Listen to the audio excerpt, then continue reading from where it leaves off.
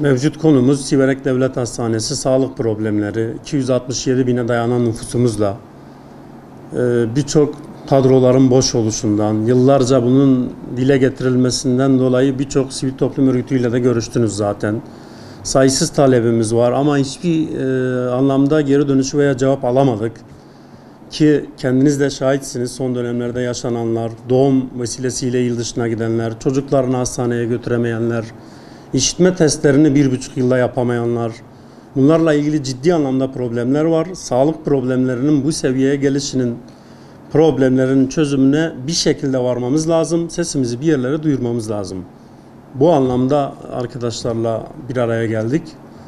Bunların artık bir büyük sorun olmaktan çıkması lazım. Konumuz hastaneyle ilgili, sağlıkla ilgili olduğundan dolayı maalesef halen enkaz olan, kamburlaşmış bir hastalıklarımız mevcut halindedir. Yeterli doktor, hekim bulamıyoruz. Sağlıkta iyi bir had safhaya geldiğimizi iyi biliyoruz. Fakat maalesef Siverek'te bu verimini yeterli alamıyoruz.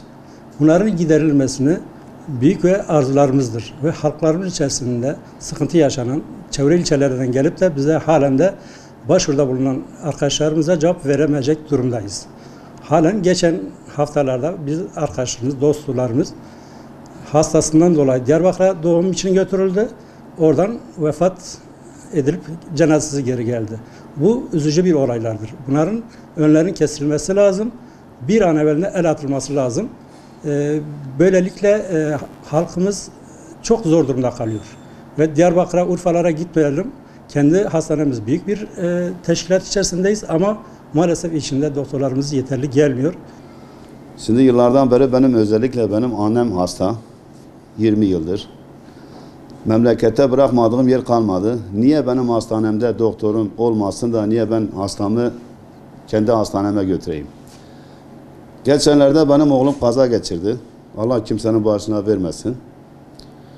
Oğlumu Siverek'te doktor yok diye Urfa'ya götüreceğiz. Urfa'da hastane yok. Diyarbakır'da yer yok. Malum Elazığ'a göndermek istiyorlar. Tabii ben de dışarıdayım bu arada.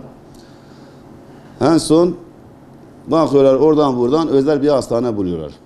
Götürüyorlar orada da çocuk yani bir gitmiş yani. Hani özel hastanemizin prosedürünü biliyorsunuz, söylemeye gerek yok. Kısacası anlatmak gerekirse niye benim burada hastanem olmayan oğlum veya oğlum gibi çocuklar yollarda ölsün, yollarda yani katliamlara artık söyleyeyim, ne söyleyeyim bilmiyorum. Allah hepimizin yardımcısı olsun. Buradan devletime sesleniyorum. Allah için sesimizi artık duyun. Bizler de insanız. Bizi de insan yerine koyun. Bu kadar. Siverek Devlet Hastanemiz modern bir devlet hastanesi. Fiziki bakımdan çok büyük bir hastane. Çok modern, çok temiz, güzel bir hastane. Siverek içinde gerçekten önemli bir tesis. Yalnız içine baktığınız zaman içinde maalesef eksiklikler çok. Bu sorunlar bir türlü giderilemiyor. ilgisizlik var. Şimdi bir basit bir örnek vereyim. 2 yıl önce, hemen hemen 2 yıl oldu, işitme engellilerin test cihazı bozuk. Onarmak istediler, onaramadılar. İl Sağlık Müdürlüğü satın alacaktı. Halen satın alacak. Tabii bu sorunlar, bu test cihazı olmadığı için aylarca Siverek'te işte bu tür hastaları Urfa'ya, Diyarbakır'a test için gönderildi. Bu son aylarda artık test yapmaktan da vazgeçtiler. Nasıl çözüyorlarsa onu bilmiyorum ama yani test cihazı yok. İşitme konusu, engelli hastalarla ilgili test cihazı yok. Bir şey var. Ultrason cihazı var. Koca hastanede bir ultrason cihazı, bir doktor var. Tabii bütün bölümlerden oraya gönderilen hastalar çok olduğu için de 15-20 gün, hatta bir ay sıra bekleyenler var. Gün veriliyor onlara. Bu oysa benim gördüğüm, bildiğim kadarıyla birçok doktorların hemen yanında ultrason cihazı vardır. Herhangi bir ultrasona gönderme, herhangi bir servise gönderme diye bir sorun da yok. Burada her nedense bir türlü ultrason sorunu bile çözülememiş. Bu arada cerrah, genel beyin cerrahimiz hiç yok. Göğüs hastalıkları hastane doktoru bir tane var. Kadın doğum 1-2 tane var. Yani 260 bin nüfuslu bir kentte yeterli doktor yok. Yani bizim bugün her taraf diyor ki şimdi önce sağlık. Bu herkes için geçerlidir. Benim için de geçerlidir. Doktorun da sağlıklı çalışması lazım. Eğer hastanemizde yeterli bir personel sayısı olursa bu doktor için de bir kolaylık sağlanır. Güzel dediniz. Siverek'in 256 bin, 258 bin nüfusa sahip olan bir ilçemiz. Yani Şanlıurfa'mızın en kalabalık velo tarım seviyesinden, velo iş seviyesinden, hububat durumundan Siverek'imiz ön plana çıkmış bir ilçemizdir. Bugün dediğiniz gibi bir doğum doktorunun olmayışı, tek bir doktorun oluşu bir ilçeye yeterli gelir mi? Gelmez. Ne olur? Vatandaş sıkışıyor, doktora kafa tutuyor. Neden? Çünkü vatandaş sırada bekler, belki bugün bir hamile kadın gelip 1 saat, 2 saat, 3 sıra bekliyor bunu. Bunun stresi ne olur? Son dönemlerde sağlık sorunlarımız gittikçe büyüdü. Bunun en bariz örneği de 200 yataklı devlet hastanemiz olmasına rağmen uzman doktor, yardımcı sağlık ekibi yetersiz. Şimdi 250 bin nüfusa dayandık ama sadece Siverekler faydalanmıyor, Siverek Devlet Hastanesi'nden. Bölgede yakın köylerimiz olan Adıyaman'ın köyleri de Siverek Devlet Hastanesi'ne geliyor. Çermik'e bağlı köyler de geliyor. Veranşehir'e bağlı köyler de geliyor bize. Yani biz merkezi orta bir kısımda yer alıyoruz. Ve Siverek, Şanlıurfa, Diyarbakır ana yolunun ortasında bulunuyoruz. Genelde yaşanan trafik kazaları bize geliyor. Ani müdahale yapamıyoruz yani. Beyin cerrahimiz yok. Diğer alanlarda yeterince sağlıkçı arkadaşlarımız yok. Yani gerçekten olanlar da büyük bir fedakarlıkla işlerini yapıyorlar. Onlara ben Siverek halkı adına gerçekten saygı duyduğumu belirtmek isterim. Zor şartlarda görev yapıyor doktorlarımız. Bir doktor günde 100 hastaya bakması ne kadar sağlıklıdır? Kaç dakika ayırabiliyor hastalarına? Yaygın bir kanı oluştu şu dönemlerde. İşte bize doktor verilmiyor. Sanki birileri engelliyor. Ben buna da inanmıyorum. Hiçbir siyasi, hiçbir devlet yetkilisi insanların acı içerisinde kıvranıp ölmesine göz yumamaz. Yani bırakın yetkili olması şart değil, hiçbir vicdan sahibi bunu kabul etmez. Şimdi bizim talebimiz özellikle kadın ve çocuk hastalıkları yönünde, çünkü nüfusumuzun büyük bir kesimi genç nüfustur. Siverek'te kadın ve çocuk hastanesi yok. Yani doğum hastanesi yok. Bunlar genellikle hastalar yetersiz yani sağlık ekibi, ebesi, işte uzman, kadın doğum uzmanı yeterli olmadığı için genelde vakalar Şanlıurfa ve Diyarbakır'a yönlendiriliyor. Ben hastanede yattığım sürede geçtiğimiz aylarda bir olaya şahit oldum. Bir bayan arkadaş, bacımız merdivenlerde doğurmak zorunda kaldı.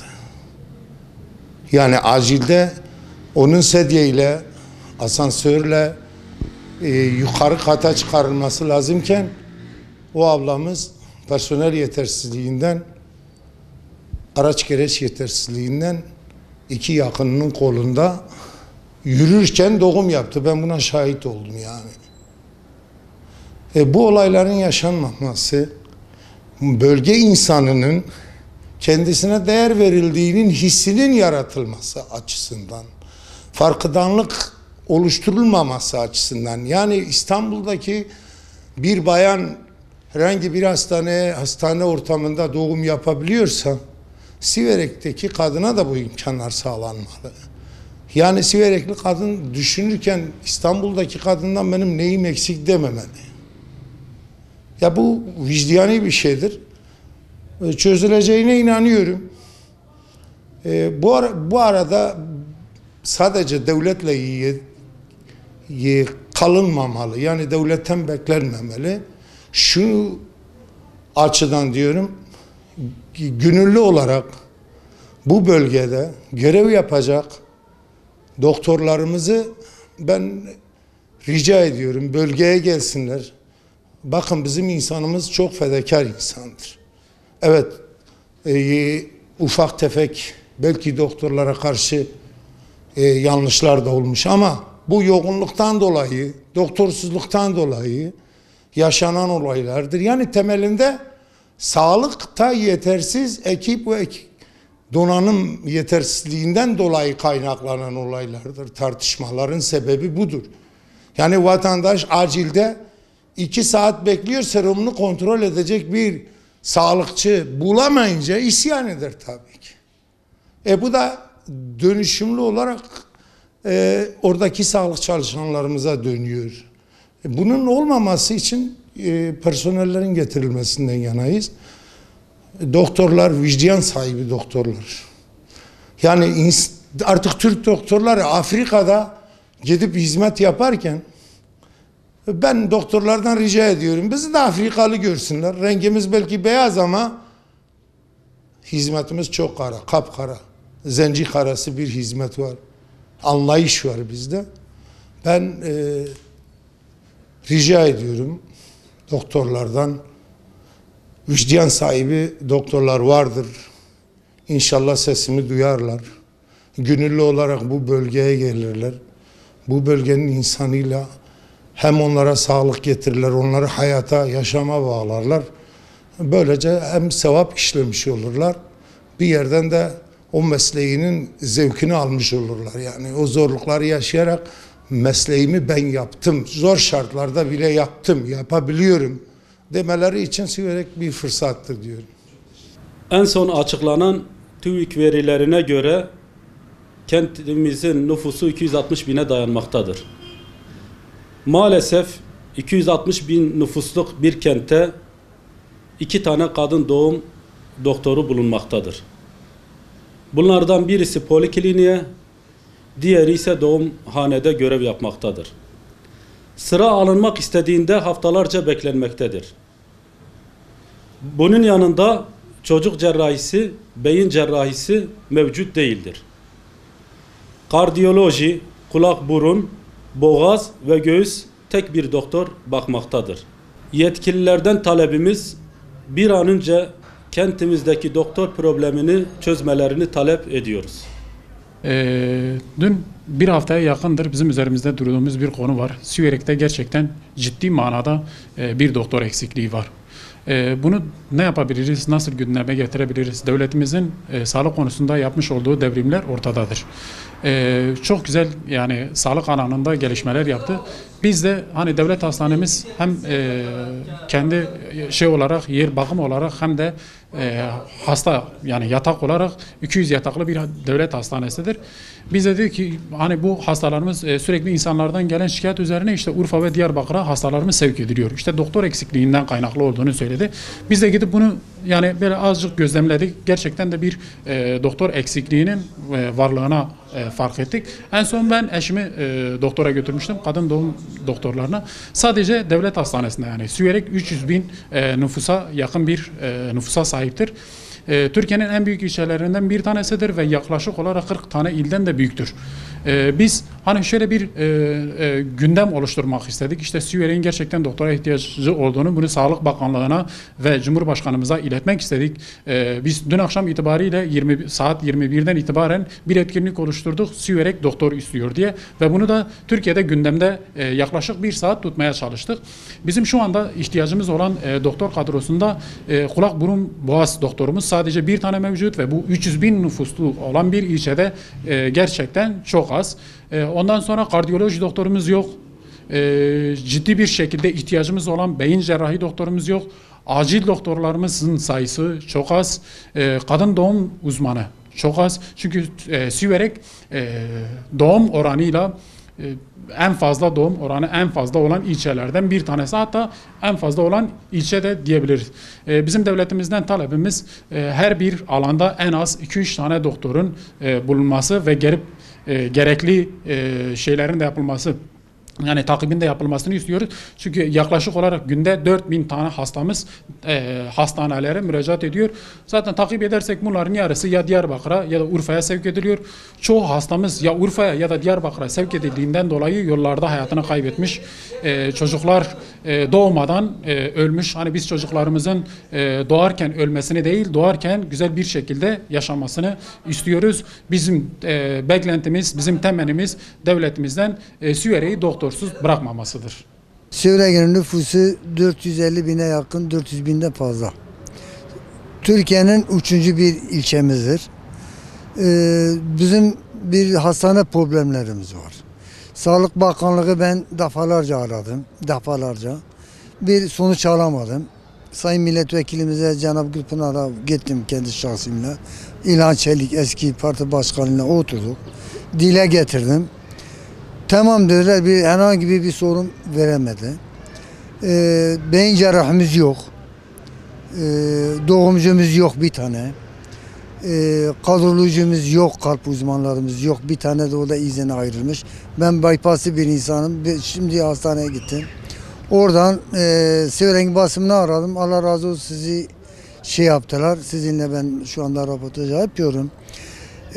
Kadın doğumumuz şu anda bir milletvekilinin Ankara'daki Belkam Özel'e gidebilir. Bizim bayanlarımız çok köyde, ben saydım. Şu anda 165 kişi ben oradan saydım. 165 kişi. 165 kişi sıra mı bekliyordu? Sıra bekliyorlar. O bayanlara köyden gelenler çok. Acaba sıra ne zaman gelecek? Dahiliye girdim, dahiliye üst üste. Çocuk bölümüne girdim, aynen öyle.